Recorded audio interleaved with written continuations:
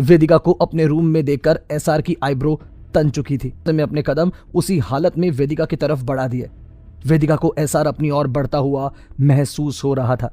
वेदिका ने सहमते हुए अपने कदम को आगे डोर की तरफ बढ़ाया ही था कि तभी एसआर ने वेदिका के हाथ को पीछे से होल्ड कर लिया और अपनी ओर झटके से खींच लिया। वेदिका की पीठ एसआर के सीने से जा लगी थी। वेदिका इस समय एसआर के अपने करीब आने से बुरी तरह से सहम चुकी थी।